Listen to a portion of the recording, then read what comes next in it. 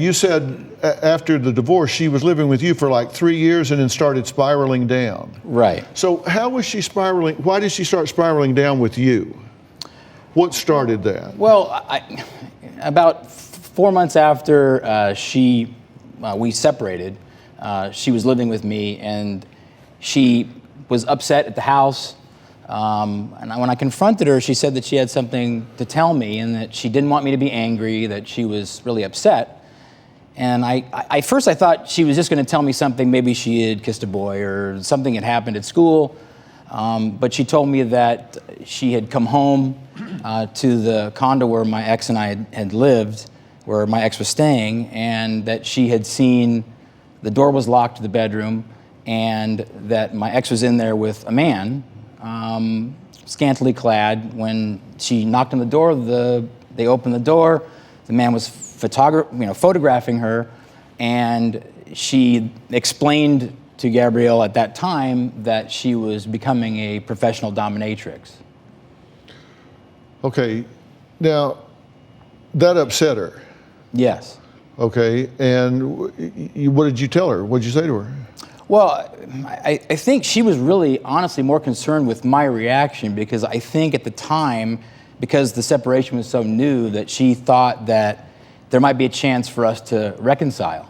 And so I think that she kept it from me because I really believed that she might have felt like if I knew that would be it, that we wouldn't ever have a chance to get back together. So, did she understand? Did your mother explain what that was? Yes. That this was sexual services that she was selling?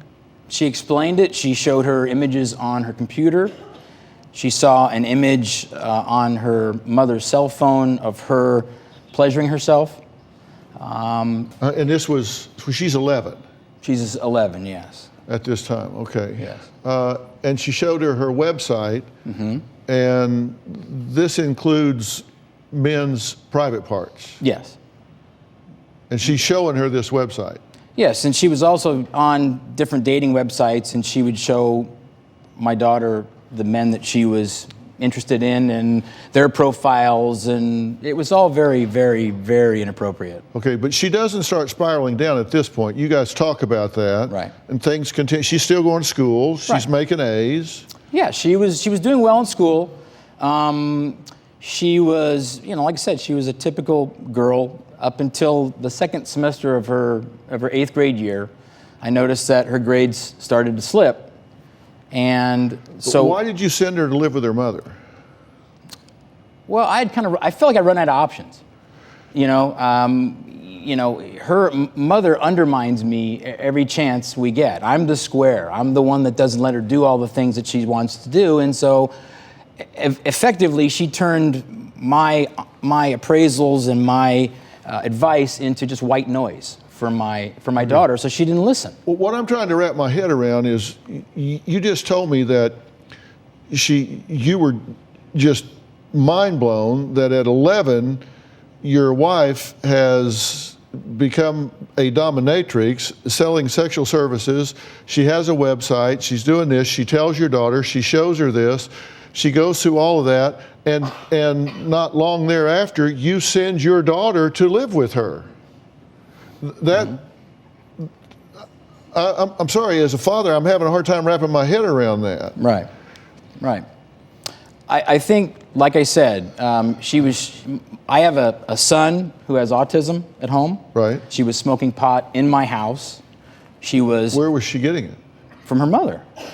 Her mom has been giving it to her and smoking it with her. I mean, I've caught them at my house, smoking in the driveway. Well, were you just throwing your hands up?